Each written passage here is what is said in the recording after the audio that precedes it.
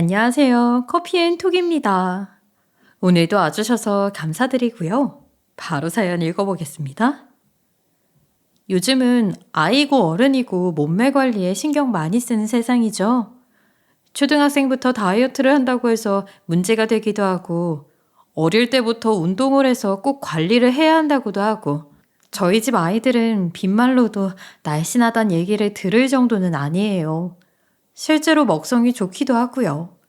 주변에선 보기 좋구나 정도를 살짝 지나서 통통하네 정도로 얘기를 듣는 것 같아요. 넌지시 돌려서 관리를 좀 해야 하는 것 아니냐 하는 얘기도 가끔 듣곤 하고요. 하지만 아직은 아이들이 어리기도 하고 나중에 운동을 시키며 시켰지 먹는 것으로 차별을 두거나 서럽게 만들고 싶지 않은 마음이 커서 마음껏 먹고 싶은 만큼 먹으라고 내버려 두고 있어요. 먹을 것으로 차별당하는 그 서러움을 제가 너무너무 잘 알거든요. 어렸을 적 이야기냐고요? 아니요. 최근 저희 시댁과 있었던 일이에요. 시어머니는 유독 음식 솜씨가 좋으세요. 예전에 이바지 음식 전문 업체까지 하셨다고 하더라고요. 실제로 이북이 고향이신 어르신들은 시어머니의 이바지 음식을 먹고 눈물을 흘린 적도 있고 TV며 각종 잡지에 인터뷰도 자주 실렸었다고 하더라고요. 그래서 결혼 전부터 저와 남편이 방문할 때면 늘 한상 푸짐하게 차려주셨어요. 심지어 상견례도 시댁에서 하자고 말이 나왔을 정도였어요. 물론 제가 꺼낸 말은 아니에요. 시어머니가 당신 솜씨를 보여주고 싶다며 직접 먼저 꺼내신 말씀이셨죠. 네? 상견례를 여기서요? 아유, 어떻게 그래요, 어머니. 어머니만 너무 고생이시고. 아이, 내 솜씨 좀 사돈에게 자랑해보고 싶어서 그러지. 아, 이렇게 참한 며느리 얻게 해줘서 고맙다고. 우리 아들 잘 부탁한다고 말씀도 드리고. 아이, 그래도 엄마, 상견례를 누가 시댁에서 하고 싶어 하겠어. 장인어른이랑 장모님께 민폐야. 아니, 뭐라고? 내 음식 솜씨가 민폐가 될 정도냐?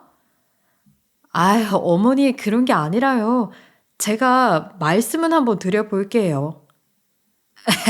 아, 민폐냐는 건 농담이다만 정말로 한번 여쭈어보렴. 꼭 한번 대접해드리고 싶구나. 결혼 얘기가 나오고 나서 처음으로 인사드리러 간 날 무려 글자 그대로의 구첩반상을 차려주셔서 시어머니의 환상적인 음식 솜씨를 맛본 저는 시어머니의 의견을 친정엄마에게 솔직하게 말했다가 그야말로 등짝을 얻어맞았어요. 사돈에게 그게 무슨 패 끼치는 일이냐는 말과 함께요. 결국 상견례는 밖에 식당에서 하게 됐지만 시어머니는 사돈께 꼭 한번 대접하고 싶다는 말을 계속하셔서 결국에는 결혼 전에 저희 식구 전부를 한번 초대하셨어요. 저희 가족 모두의 찬사를 받으신 건 당연한 일이었죠. 그만큼 시어머니는 다른 사람을 대접하는 걸 즐기시고 또 거기에 대한 찬사 또한 즐기시는 분이었어요. 시어머니는 당신께서 음식 준비하는 건 전혀 고생스러운 일이 아니라고 늘 말씀하시곤 했어요. 누구든 당신 음식을 잘 먹어주는 게 낙이다 라고 하시면서요. 그게 가족이라면 더 행복한 일이라 하셨어요. 아이가 둘이라 집안일과 부엌일에 따로 신경 쓰기엔 너무 바쁜 저로서는 정말 감사한 일이었죠. 제 딴에는 영양소대로 갖춰서 챙겨 먹인다고 해도 먹성이 좋은 아이들에겐 가끔 새로운 음식이 필요한 법이었거든요. 그 욕구를 시어머니가 늘 잘 챙겨주시곤 했던 거죠. 하지만 5년 전 동서가 생기면서 시어머니의 태도는 완전히 바뀌고 말았어요. 어느 날 시숙이 여자친구를 데려온다고 해서 시댁에 다 같이 모이게 됐어요. 간만에 온 가족이 모인 셈이 되었죠. 시어머니께서는 여느 때처럼 솜씨를 발휘하셨고요. 사실 남편과 시숙은 우애가 아주 깊은 편은 아니었어요. 제가 시댁에 처음 인사드리러 갔을 때도 시숙은 오지 않았었거든요. 상견례 자리에는 왔었지만요. 그래서 이번에도 굳이 저희까지 가야 하나 싶었는데 시숙이 꼭 와주었으면 한다고 하더라고요. 동서될 사람은 한의사라고 했어요. 살가운 성격에 애교도 많고 상견례도 하기 전인데 매주 방문해서 과일이며 한우며 올 때마다 두 손 가득 뭔가를 가져오더라고요. 그때마다 저와 남편도 꼭 부르고요. 그때만 해도 동서가 손이 참 큰가 보다 하면서 달갑게 생각했던 제가 순진했나 봐요. 시숙이 결혼식을 올린 이후부터 어느 순간 집안 분위기가 묘하게 달라지기 시작했거든요. 그 두 사람에게 필요했던 건 바로 자신들을 빛내줄 들러리였고, 그게 우리 부부라는 걸 알아차린 건 아주 나중이 되어서였어요. 본인이 돈을 잘 벌어서인지 집안이 넉넉해서인지 시댁에 대한 동서의 물질 공세는 결혼을 한 후에도 계속됐어요. 어버이날이다 뭐다 해서 종종 시댁에 용돈을 드릴 일이 생기면 늘 저희 집보다 많이 드리는 것 같더라고요. 당연히 시어머니는 크게 만족스러워하시며 어딜 가든 둘째 며느리 참 잘 봤다며 자랑을 하실 정도였어요. 그런데 지내다 보니 이게 비단 돈 문제만이 아니더라고요. 어떻게 알았는지 동서는 꼭 제가 준비한 선물을 알아내서는 거기에 상위 호환되는 선물을 사오더군요. 예를 들어 시어머니가 청소기가 고장났다며 새로 살까 말까 고민하고 계시길래 제가 가볍고 튼튼한 제품을 사가면 동서는 무조건 최근 가장 유행하고 가장 비싼 제품을 사오는 그런 식이었죠. 그 제품은 저도 후보에 넣었었지만 너무 무겁고 충전 시간도 오래 걸려서 많이 고민하고 시어머니 생각해서 상대적으로 가벼운 제품을 산 거였는데 단순 가격만으로는 비교가 될 수밖에 없겠더라고요. 무얼 사든 그런 식이었어요. 어쩌다 관련 이야기가 나오게 되면 동서는 눈을 휘어가며 살살 웃는 표정으로 얘기를 하더라고요. 형님하고 맞출까 했는데 전 그냥 저대로 해드리고 싶어서요. 혹시 신경 쓰이게 해드린 건 아니죠? 이런 식으로 비교를 안 할 수 없게끔 만드는 것이 동서가 시어머니 마음을 사는 기술이었어요. 시어머니도 사람인 이상 좋은 것들만 가져다 주는데 아예 어떻게 싫다 할 수가 있겠어요? 하지만 그에 비해서는 저에 대한 태도가 점점 싸늘해지는 걸 둔한 저는 느끼지 못하고 있었어요. 그때까지만 해도 그냥 동서랑 나랑은 잘 안 맞는 타입이구나 하고 넘어갔었죠. 그러던 어느 날 시어머니의 태도가 달라졌구나라는 걸 뼈저리게 느끼게 된 날이 있었어요. 여느 때처럼 시댁을 방문했던 날이었죠. 거실에 못 보던 게 있더라고요. 바로 커다란 안마의자였어요. 저랑 남편이 한번 사드리겠다고 했었는데 그때는 거절하셔서 작은 휴대용 안마기만 사드리고 만 적이 있었거든요. 그냥 단순히 마음이 바뀌셨나 보다 하고 생각한 제가 참 안일했나 봐요. 그때 어머니는 저희 준다고 반찬을 포장하고 계셨는데 제가 안마의자를 보고 호들갑을 떨자 갑자기 아주 못마땅한 표정을 지으시더라고요. 결혼 후 처음 보는 시어머니의 싸늘한 표정이었어요. 하지만 그 표정을 제대로 읽어내지 못한 저는 눈치 없이 평소처럼 제잘제잘 수다를 떨려고 시어머니께 말을 걸었어요. 아유, 어머니, 안마의자 사셨어요? 저랑 남편이 해드린다고 할 땐 거절하시더니 역시 갖고 싶으셨나 보다. 저희한테 말씀하시지 그러셨어요. 에휴, 예. 너희가 해준다고 했던 건 무슨 할인 들어간 싸구려의 옛날 모델이었잖니. 이건 둘째 내가 사준 거야. 최신 모델이고 엄청 비싼 거다. 윗물이 맑아야 아랫물도 맑다는데 아예 어제 우리 집은 반대로 돌아가는 것 같구나. 네? 저희가 받은 것도 그렇게까지. 그게 중요한 게 아니야. 마음이 중요한 거지. 늙은이들 쓰는 거라고 그냥 아무거나 덜컥 사다 주면 되겠지 하는 거랑 제일 좋은 걸로 해주려는 마음 씀씀이 자체가 다르지 않겠니? 아유, 어머니, 무슨 말씀을 또 그렇게 하세요. 저희가 아무려면 어머니 드릴 제품을 아무렇게나 골랐겠어요? 아유, 야, 됐다. 네가 하는 거라고는 그저 늘 얻어먹고 고마워요, 어머니. 하는 말뿐인걸. 내가 여태까지 잘 겪어봤는데 뭘 더 바라겠니? 이거 가지고 가서 애들이나 잘 먹여라. 너 하는 거 봐서는 주고 싶지도 않다만 내 아들이랑 우리 손자 손녀 봐서 주는 건 줄 알아. 여기까지 들은 전 어쩐지 억울해졌어요. 아무런 날도 아닌데 동서가 갑자기 안마의자를 그것도 최신형으로 들여줬을 줄 누가 알았겠어요? 저희가 사드리려고 봐두었던 모델도 할인이 들어가서 그렇지 싸구려는 절대 아니었거든요. 기본적으로 안마의자 자체가 싸구려라고 해서 한두 푼 하는 가격도 아니고요. 저희 애들 잘 먹고 잘 지내는 거야 당연히 시어머니 덕이 크지만 누가 들으면 평소에 제가 애들 굶기는 줄 알겠다 하는 마음까지 들어서 갑자기 마음이 먹먹해지더라고요. 먹먹한 마음은 집으로 와서 더욱 답답해졌어요. 그도 그럴 것이 집에 와서 받아온 음식을 냉장고에 넣어두렸는데 전 깜짝 놀랄 수밖에 없었어요. 모든 반찬통 뚜껑에 메모지가 붙어 있었고 거기에는 아들이 좋아하는 김치, 손자가 좋아하는 갈비, 손녀가 좋아하는 장조림 이런 내용이 하나하나 쓰여 있지 않겠어요? 당연하게도 제 이름은 쏙 빠져 있고요. 제겐 마치 당신께서 만든 음식을 넌 절대 먹지 말라는 경고처럼 보여서 소름이 돋고 서러웠어요.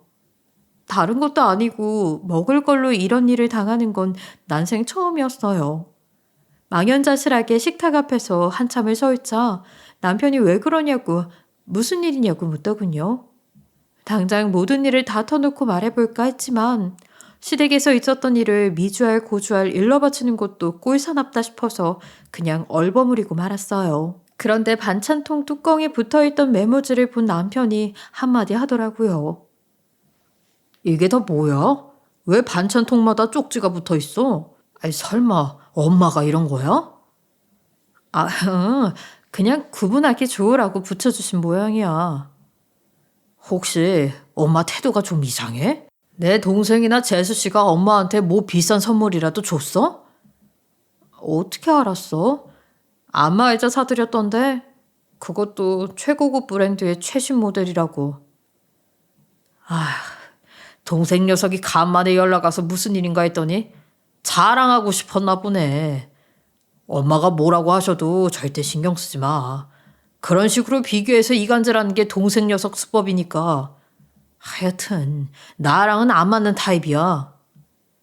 세상에 그 부분은 끼리끼리 만났네 하는 말이 목구멍까지 올라왔지만 꾹 참느라 힘들었어요. 우리가 왜 부부인지 알 것 같기도 했고 새삼스럽게 남편에 대한 애정이 샘솟아서 굳이 시숙이나 동서에 험담을 하고 싶지 않더라고요. 근데 언제부터 그랬어? 결혼하기 전에도 그랬어? 아님 학창 시절부터? 그래서 사이가 소원해진 거였어? 꼭 그런 건 아닌데 내가 반응하지 않으니까 이내 시시한지 그만두더라고. 아니면 그렇게 해서 자기가 원하는 걸 얻거나 그러다 보니 멀어진 거지. 남편이 조금 머쓱해하면서 더는 말하고 싶어하지 않는 것 같아서 이야기는 거기서 일단락됐더랬죠. 그런데 나중에 알고 보니 동서가 시댁에 안마의자를 사들이면서 두둑한 용돈까지 따로 안겨드렸다고 하더라고요. 참다 이건 좀 아니지 않나 싶어서 동서에게 안부도 물을 겸 넌지시 얘기를 꺼내보았어요. 동서 잘 지내? 얼마 전에 어머니 댁에 다녀온 김에 동서도 잘 있나 싶어서 전화해봤어. 어머 형님, 저희야 늘 잘 지내죠. 형님도 별일 없으시죠? 별일 없지. 그런데 어머니 댁에 갔더니 못 보던 게 있더라고. 동서네가 해줬다며? 저희가요? 뭐지? 아, 안마의자 말씀이시구나. 별거 아니에요. 어머니가 요즘 온몸이 쑤시다고 아프다고 하시길래요. 매번 마사지 같은 거 받으시러 다니시기도 번거로우실 것 같아서 하나 장만해 드렸죠. 엄청 비싼 거 같던데 우리한테도 얘기하지 그랬어. 그랬으면 같이 해드렸을 텐데. 에이, 아니에요 형님. 그까짓 거 얼마 한다고요. 사실 말씀드릴까 했는데 형님 부담스러울 것 같아서 그냥 남편이랑 상의해서 해드린 거예요. 너무 신경 쓰지 마세요. 어떻게 신경을 안 쓸 수가 있겠어요? 그 와중에 은근히 저희 집을 돌려서 무시하기까지 하니 이게 바로 여우짓이구나 하고 어이가 없었어요. 하지만 뒤늦게 어쩌겠어요. 당시에는 그냥 넘어가는 것 외에는 별다른 방법이 없더라고요.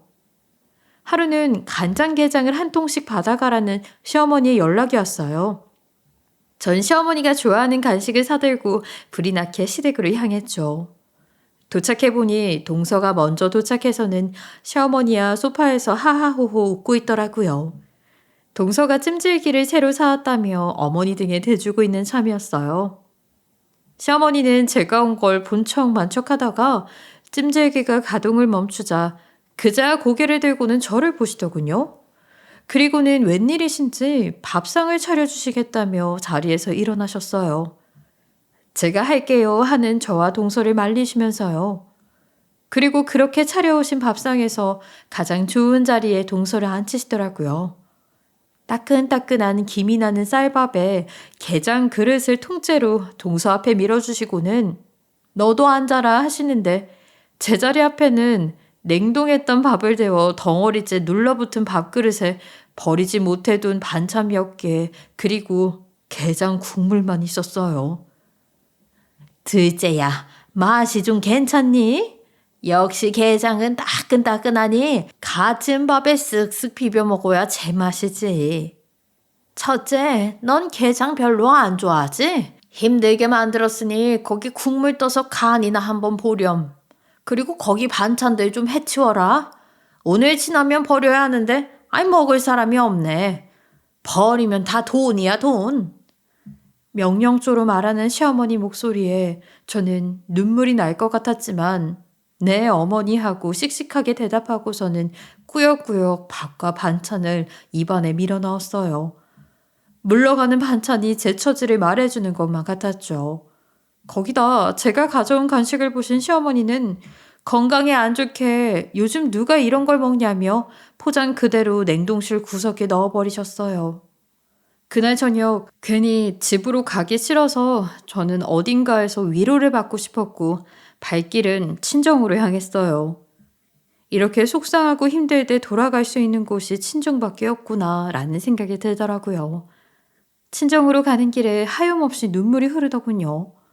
혹여나 부모님이 걱정하실까봐 대문 앞에서 거울을 보며 얼굴을 살피고 있는데 마침 엄마를 찾아오신 외삼촌과 마주치고 말았지 뭐예요. 외삼촌은 결혼도 안 하고 평생 일만 하며 사업체를 키운 분이세요. 엄마는 그런 외삼촌을 도와 30년 넘게 회계 일을 도맡아 하셨고요. 돈 만지는 일은 절대 남을 쓸 수 없다는 외삼촌의 간곡한 청에 어쩔 수 없이 회계를 배우셨던 거고요. 그리고 엄마가 외삼촌을 거의 업고 키우다시피 하셨었거든요. 아프신 외할머니와 일찍 돌아가신 외할아버지를 대신해 엄마는 외삼촌을 지극정성으로 키우셨고 공장 다니며 외삼촌 학비까지 다 대주셨어요. 그런 엄마의 사랑과 희생으로 외삼촌이 여기까지 올 수 있었고요. 그걸 외삼촌 본인도 너무나 잘 알기에 어떻게 해서든 일자리 하나는 빼서 엄마한테 주려고 하셨던 것도 있으셨어요. 그리고 최근에는 엄마도 연세가 많아지셨고 사업 자체가 너무 커져서 관련팀을 따로 꾸릴 예정이라고 하셨어요. 엄마는 이제 팀이 제대로 자리를 잡을 때까지만 일하시기로 되어 있었죠. 엄마는 이제야 쉴 수 있겠다 하면서 시원섭섭해 하셨어요. 어쨌든 정기적으로 들어오던 수입이 사라지게 되는 거니까 조금은 불안해 하시면서도 외삼촌이 퇴직금 정도야 챙겨주지 않겠냐 하고 생각하시는 눈치였죠. 그 돈으로 이제 남들처럼 우아하게 취미생활도 하고 여행도 다니고 못했던 다른 공부도 하고 싶다고 하셨어요. 한편 외삼촌은 제 얼굴을 보고는 깜짝 놀라 무슨 일이냐 하시더군요. 어차피 엄마에겐 차마 말 못할 사연이다 싶어 외삼촌에게 이런저런 이야기를 털어놓았어요. 이야기를 털어놓다 보니 그만 서름이 복받쳐 눈물까지 주룩주룩 흐르면서요. 제 이야기를 들은 외삼촌은 대뜸 미안해 하셨어요. 제가 결혼할 당시에 사업이 힘든 시기여서 얼마 보태주지도 못했다고요. 그때 납작하게 코를 눌러줘야 해야 했다면서요. 하지만 결혼 후에 이런 일로 기싸움을 하게 될 줄은 누가 상상이나 했겠어요? 제가 그렇게 말하자 외삼촌은 세상에 말도 안 되는 일로 기싸움을 하는 이상한 사람들이 얼마나 많은 줄 아냐며 사업을 하면서 만난 별의별 이상한 사람들의 경우를 늘어놓기 시작하셨어요. 외삼촌이 늘어놓으신 기상천외한 사연들에 전 마침내 눈물을 그치고 깔깔 웃어대기까지 했어요. 대문 앞에서 한참 그렇게 얘기하다가 집 안으로 들어갔어요. 빨개진 제 눈과 코를 보고 엄마가 무슨 일이냐고 물으셨지만 날씨가 춥다고 바람이 많이 불어서 그렇다고 둘러대는 수밖에 없었죠. 집으로 들어가자 외삼촌은 엄마와 저를 앉혀놓고 할 얘기가 있다고 했어요. 그러고는 문서 하나를 꺼내더군요.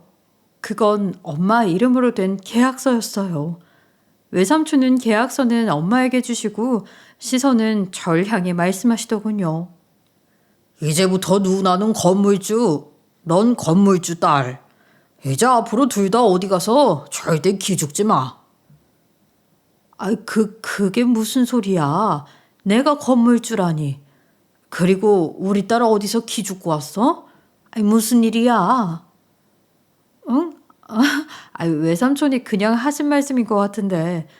그런데 갑자기 엄마가 건물주라니 무슨 소리예요? 이게 다 뭐예요, 외삼촌? 뭐 별건 아니고 누나가 나 때문에 팔자에도 없는 회계 배운다고 고생 좀 했잖아. 그리고 나 키운다고 얼마나 고생했어? 그 공장에서 일하다 다친 손 보면 내가 얼마나 미안했는지 알아? 한두 해도 아니고 몇 년간. 또 앞으로 조금은 더 고생해줘야 할 테고 우리 누나가 어릴 때부터 숫자라면 진절머리를 쳤었는데 말이야. 그래서 퇴직금 쪽으로 선물 하나 준비했지. 뭐?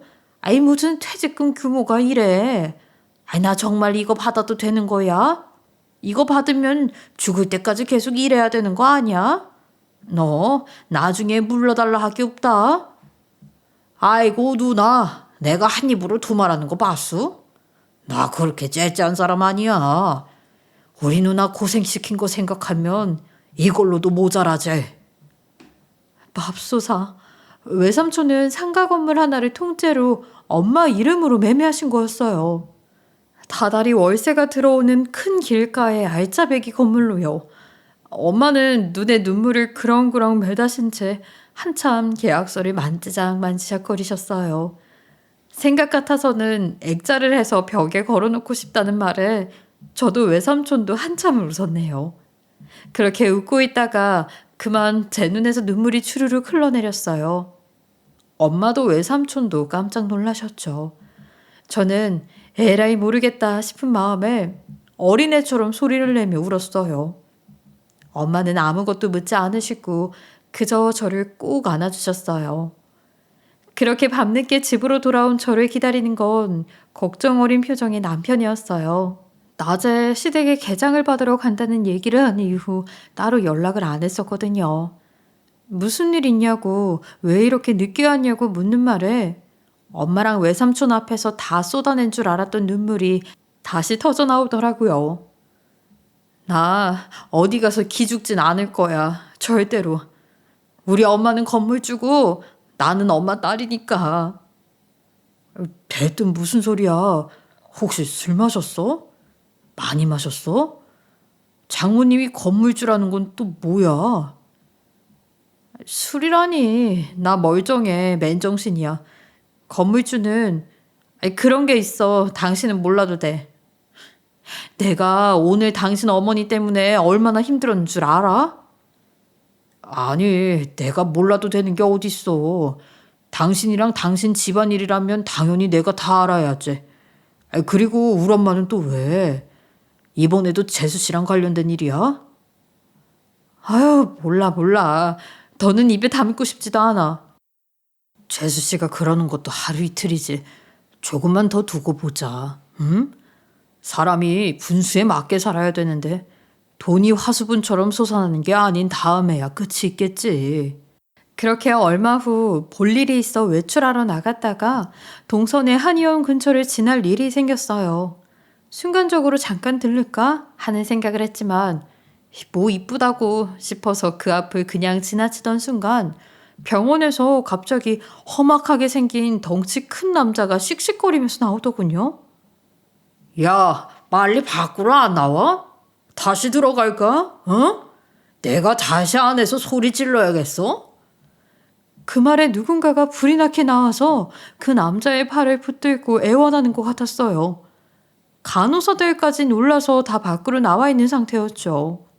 남자는 자신을 붙들고 애원하는 사람의 팔을 뿌리치며 계속 씩씩대며 소리를 버럭 질렀어요. 대충 빨리 돈을 갚으라는 내용이었던 것 같더라고요. 세상에, 이게 무슨 일이야 하며 얼른 그 자리를 떠나려 하는데 이상하게 매달려 애원하는 사람의 목소리가 어디서 많이 들어본 목소리더라고요. 혹시나 하고 자세히 살펴봤어요. 세상에, 남자가 버럭버럭 소리를 지르고 있는 대상은 바로 동서였어요. 동서는 손까지 싹싹 빌며 오늘은 제발 그냥 돌아가 달라고 조만간 곧 갚겠다고 하더군요. 하지만 남자는 아랑곳 않고 계속해서 소리를 질러댔고 이윽고 동네 사람들이 모두 모여 쑥덕거릴 정도가 되었어요. 제가 굳이 듣고 싶지 않아 해도 다 들리더군요. 아이고, 저기 저 한의원 또 시작이네. 젊은 여자라 그런가 너무 만만하게 보였나 봐. 아유, 그런데 빚이 한두 푼도 아니고 억대라던데. 갚지도 못할 빚을 아유 어쩜 그렇게 크게 졌대. 일수를 갖다 썼대. 저 의사 이 동네에서 유명하잖아. 저기 말고도 여기저기 빌린 돈들이 10억은 된대. 아니 뭐 한다고 그렇게 돈을 빌렸대? 뭐 도박이라도 한 거야? 아유 그거야 알 수 없지 뭐. 그래도 그렇게까지 했을까? 차라리 주식이라도 한 거 아닐까? 한의사 되면 금방 갚을 줄 알았나 보지. 아이고, 큰 길가에 개원이라도 하면 몰라. 이 조그만 동네에서 그게 되겠어? 대출이 10억이라니. 저는 깜짝 놀라 그 자리를 떴어요. 동서는 다행인지 불행인지 저를 보지 못한 것 같더라고요. 아마 정신이 없었겠죠. 집에 와서 남편에게 이 사실을 털어놓자 생각 외로 놀라지도 않더군요. 그럴 줄 알았어. 내가 전에도 얘기했었잖아. 언젠간 끝이 있을 거라고. 돈이 화수분처럼 솟아나진 않을 거라고. 언제? 언제 그런 얘기를 했어? 지난번에 당신이 장모님이 건물주라는 얘기했을 때 동생 녀석도 그렇고 재수 씨도 그렇고 솔직히 벌이가 뻔하잖아. 그렇게까지 돈이 넘쳐날 리가 없는데 혹시 대출 받아서 돈을 쓰나 했는데 그게 진짜일 줄은 몰랐네. 그런 생각을 하고 있었으면 혼자만 하지 말고 부부간에 공유를 좀 해야 하는 것 아니야? 그래서 얘기했던 건데 당신이 더 말하기 싫다고 했었잖아. 그리고 동생이랑 재수씨 뒷말하는 것 같아서 좀 조심스럽긴 했어. 그나저나 10억이라니 엄청난 금액이긴 하네.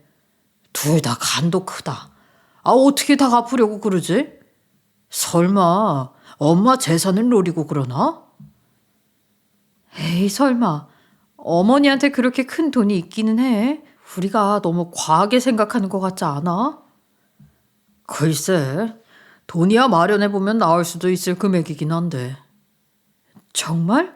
하지만 어머니가 그렇게 눈에 뻔히 보이는 수에 넘어가실 정도로 어리석은 분이셔?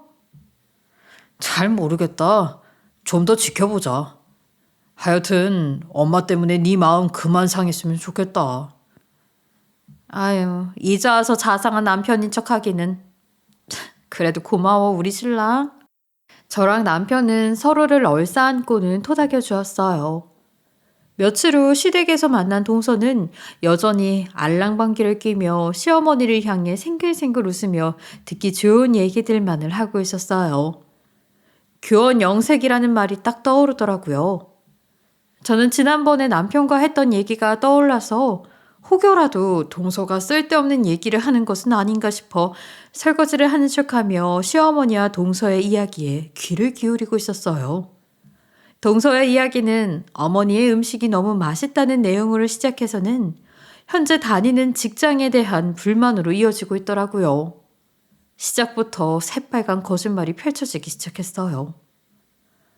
제가 워낙에 실력이 좋잖아요, 어머니. 그래서 원장님이 저를 좀 질투하시는 것 같아요. 가뜩이나 동네 장사라 매상도 고만고만한데 동네 주민들한테 가끔 저를 헐뜯으시는 것 같더라고요. 아이고, 거참 이상한 원장이구나. 실력 좋은 의사가 들어오면 더 잘해줘야 하는 것 아니니? 그렇게 해서 남는 게 뭐가 있다고. 다른 병원으로 옮겨야 하는 것 아니야? 그래서 말인데 그이랑 얘기 중이에요. 개원을 따로 하면 어떨까 하고요. 개원을? 아유, 우리 둘째 며느리가 한의원 원장 되는 거야, 그럼? 너무 자랑스럽다, 얘. 그런데 사실 그이랑 제가 가진 돈으로는 살짝 부족해요. 친정에서는 적당히 버는 게 좋은 거라며 반대하고 계시거든요. 저런, 네가 잘 벌면 사돈께서도 더 좋으실 텐데, 아유, 어째 그러신다니. 그래서 말인데요. 혹시 어머니께서 여유 자금이 있으시면 조금만 보태주실 수 있으세요? 아이, 글쎄다. 네가 개원을 한다니 없는 돈이라도 만들어내서 도와주고 싶구나. 아유, 어머니도 참. 동서가 본격적으로 돈 이야기를 꺼낸 순간까지도 저는 설마 하고 있었어요. 친정에서 반대를 한다는 것도 본인들이 모은 돈에서 살짝 부족하다는 것도 전부 제가 듣기엔 말도 안 되는 이유였는데 시어머니께서는 한 채 의심도 없이 받아들이고 계시더라고요. 하지만 얼마 안 가 부족하냐고 묻는 시어머니에게 정확하게 10억 정도면 본인들이 가진 돈에 보태서 목 좋은 곳에 상가를 매매해서 들어갈 수 있을 것 같다며 마침 받은 건물들이 있다고 사진까지 보여드리는 게 아니겠어요? 10억이 어떻게 살짝이 될 수 있는지 아무렇지 않게 말을 꺼내는 동서도 그렇고 역시 아무렇지 않게 받아들이는 시어머니도 그렇고 저의 금전 감각까지 이상해지는 기분이었어요. 게다가 그 사진을 본 저는 제 눈을 의심할 수밖에 없었어요. 얼마 전 엄마가 휴대전화로 자랑스럽게 저에게 보내주신 사진과 같은 곳이었거든요. 바로 외삼촌이 엄마에게 해드린 그 건물이었어요. 매매는 당연히 거짓말이고 10억은 빚을 갚는 데 고스란히 사용될 것이란 게 불보듯 뻔하더군요. 제가 조심스럽게 좀 더 잘 알아보고 생각해 보시는 게 어떠냐고 말을 꺼내자 동서는 불같이 화를 내며 저에게 대놓고 적개심을 드러냈어요. 어머니, 개원이나 건물 매매가 한두 푼이 드는 일도 아니고 10억이나 필요한 거면 좀 더 고민해보고 진행해보는 게 어떠세요? 동서도 그래. 친정에서 말리시는 거면 다 이유가 있지 않을까? 동서에 대해서는 우리보다 더 잘 아실 테니까 말이야. 형님, 설마 질투하시는 거예요? 저희 친정까지 들먹이시면서 제가 무슨 염치도 없이 돈을 받아갈 것처럼 말씀하시네요. 어머니께선 제 병원에 투자하시는 거예요. 제가 금방 몇 배로 돌려드릴 거고요. 아이고, 얘, 몇 배는 무슨 원금만 회수하면 되지 뭘 그러니.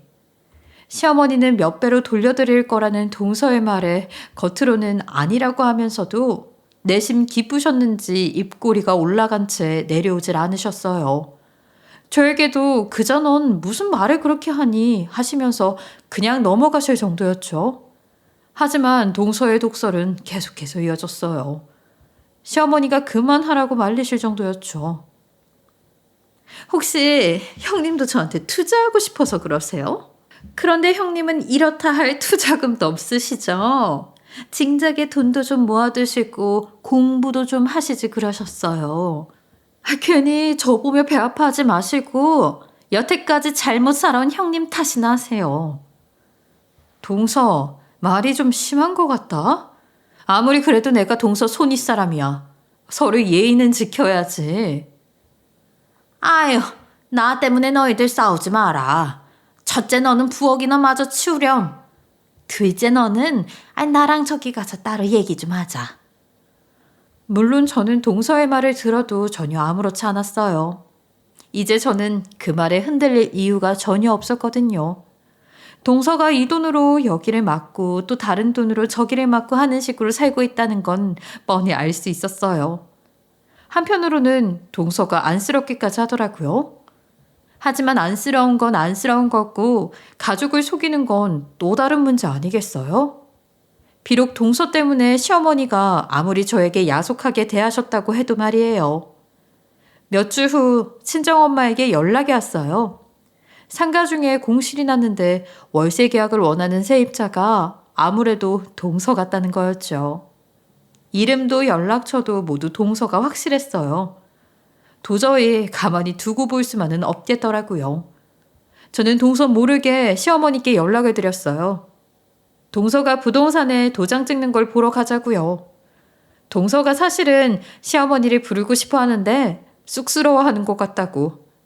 계약하는 날까지는 비밀로 하자고 작은 거짓말을 했죠. 제가 아무리 진실을 말해도 듣지도 믿지도 않으실 것 같았거든요. 그 자리에서 모든 걸 직접 보셔야 동서의 실체를 아실 수 있으리라 생각했어요. 시어머니는 이런 얘기를 제가 전하는 것에 대해 약간 미심쩍어 하시면서도 호기심이 생기셨는지 뭐 그러겠다고 하시더라고요. 며칠이 지나 계약서에 도장을 찍기로 한 날이 됐어요. 저는 외삼촌 말을 되새기며 당당한 마음으로 시어머니를 모시고 부동산으로 향했죠. 엄마는 이미 와 계셨고 동서는 아직인 듯 했어요. 시어머니는 엄마를 보자 당황하신 듯 말을 걸었죠. 아이, 사돈? 아이, 사돈께서 부동산은 웬일이셔요? 이사라도 하세요? 부동산 직원이 당황하며 뭐라 말을 하려고 하길래 저는 얼른 눈치를 주며 조용히 해달라는 손짓과 눈짓을 보내고 있었어요. 천연덕스럽게 대화를 이어나갔고요. 그러게요. 엄마, 여긴 웬일이세요? 건물에 비었던 거 계약하는 날이 오늘인가 봐요? 응, 아니 한의원이 들어온다고 해서 오늘 도장 찍기로 했어. 내가 얘기 안 했니? 아유, 사돈, 오랜만에 뵙네요. 제가 작은 건물을 하나 갖고 있어서 오늘 세입자랑 계약하기로 했거든요.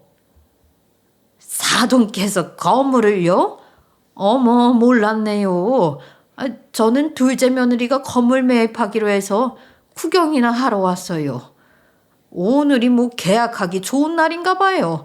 손 없는 날 뭐 그런 건가요? 시어머니는 당황하신 눈치였지만 아무렇지 않은 척 엄마의 말에 맞장구를 치시더라고요. 그 계약이 이 계약이고 그 세입자가 동서인 걸 전혀 눈치도 못 채신 것 같았어요. 그리고 때를 맞춰 마침내 동서가 등장했어요. 뒤늦게 도착한 동서는 상황 파악이 전혀 안 되는 눈치더군요. 어머니? 어머니가 여긴 웬일이세요? 형님은 또 웬일이시고요. 여기 대체 어떻게 동서가 우리 엄마 건물에 세입자로 들어온다고 하길래 내가 잘못한 건가 하고 어머니 모시고 와봤지. 어떻게 된 거야? 어머니한테 받은 10억은 어쩌고 월세 세입자로 들어가? 제 이야기를 듣더니 시어머니는 이내 사색이 되어 동서에게 반문하시더군요. 물론 동서는 딱 잡아댔고요. 하지만 아무 소용없는 일이었어요. 예. 둘째야, 이게 대체 무슨 소리냐? 지금 첫째가 무슨 소리라는 게야? 네? 저도 잘 모르겠어요, 어머니. 형님, 지금 당최 무슨 소리를 하는 건지. 어머, 여기 이름이랑 계약 조건이 분명하게 있는데 발뺌하는 거야? 계약하기로 한 당일에 펑크 내면 계약금 날리는 거 잘 알고 있지? 시어머니는 엄마가 손에 쥐고 있던 계약서를 뺐다시피 하셔서는 내용을 읽기 시작하셨어요. 이내 시어머니의 손이 파들파들 떨리기 시작했어요. 동서, 그 10억으로 대출 갚는 걸로 알고 있는데 우리 월세는 안 밀릴 수 있겠어? 엄마, 월세 조금만 빼줄 수 있어? 우리 동서 요즘 많이 힘든가 봐. 대출? 대출이라니. 그건 또 무슨 소리냐? 둘째 너, 이게 어떻게 된 일이야? 시어머니는 이게 무슨 소리냐는 표정으로 동서를 한번 보고는 계약서를 또 한번 들여다보셨어요. 그러더니 이게 어떻게 된 일이냐며 동서에게 물었지만 당연히 동서는 아무런 말도 하지 못했어요. 시어머니는 대출금 10억이 대체 무슨 소리냐며 악을 쓰셨고 머리를 짚은 채 그 자리에 툴썩 주저앉으셨어요. 실신하지 않으신 게 다행이었죠. 그랬으면 정말로 큰일이 났을 테니까요. 그렇게 계약은 유야무야 되었어요. 당연히 한바탕 난리가 났고요. 시어머니는 한참을 알아누우셨어요. 그리고 누워 계시는 동안 단 한 번도 시숙과 동서의 방문을 허락하지 않으셨어요. 중간에서 저랑 남편만 또 고생을 했지 뭐예요. 동서와 시숙은 시어머니께 이야기 좀 잘해달라며 저와 남편을 붙들고 애걸복걸했어요. 예외 없이 또 그 물질 공세를 지겹게 펼치면서요. 남편은 완전히 질린 듯 큰 소리로 시숙과 동서를 꾸짖었어요. 대체 누구한테 배워서 이런 것밖에 할 줄 모르냐고요. 진심이 담겨 있다면 애초에 그런 식으로 나올 수조차 없을 거라는 게 남편의 생각이었죠. 저 역시 남편의 생각에 동조했기에 아무런 말도 더 보태거나 빼지도 않았어요. 시숙과 동서도 자기들 생각이 짧았다며 그저 쩔쩔매기 바빴고요. 결국 동서는 다른 한의원의 페이닥터로 들어갔어요. 시어머니는 아들을 빚더미에 앉게 할 생각이냐며 매달 동서의 월급 대부분을 이자 플러스 원금조로 요구하셨어요. 동서는 승낙할 수밖에 없었고요. 안 그러면 강제로라도 둘을 이혼시킨 후에 당장 고소하겠다고 시어머니가 난리를 치셨거든요. 이혼이 안 되면 시숙과 절연이라도 한 후에 고소를 할 기세셨어요. 10억이라니 다 갚으려면 대체 얼마나 걸릴까요? 시어머니는 이후부터는 동서가 뭘 들고 오든 이게 다 빚으로 산 거 아니냐며 달가워하지 않으셨어요. 덕분에 사실상 동서의 선물 공세는 뚝 끊겼고요. 대출금의 정체는 바로 주식이었어요. 동네 아주머니들의 통찰력이 굉장하죠. 믿을 수 있는 정보라는 말에 넘어가서 집을 담보로 삼아 주식에 몰아넣었다가 그대로 반토막이 난 모양이었어요. 다시 주식으로 그 돈을 되돌리려고 대출을 반복하다가 액수가 어마어마해져 버린 거죠. 이후 시어머니는 저에게 정식으로 사과하셨어요. 미안하다고, 못난 모습을 보였다고요. 그리고 사소한 일로 저나 남편을 부르는 일이 없어졌어요. 저희 부부에게 조금이라도 의지하는 것조차 부끄럽게 여기시는 것 같았어요.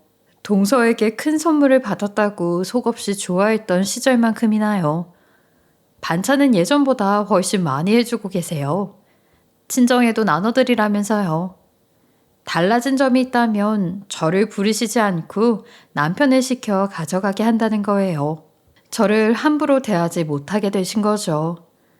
사람의 진가는 한참을 지켜본 후에야 나오는 것 같아요. 거기에 돈이 얽혀 있다면 더더욱 말이죠. 여러분들은 저희 시어머니 같은 일 당하지 않게 조심하시고 원하시는 것들 다 이루어지는 한 해가 되시길 바랍니다. 감사합니다. 지금까지 커피앤톡이었습니다. 오늘도 끝까지 함께 해주셔서 감사하고요.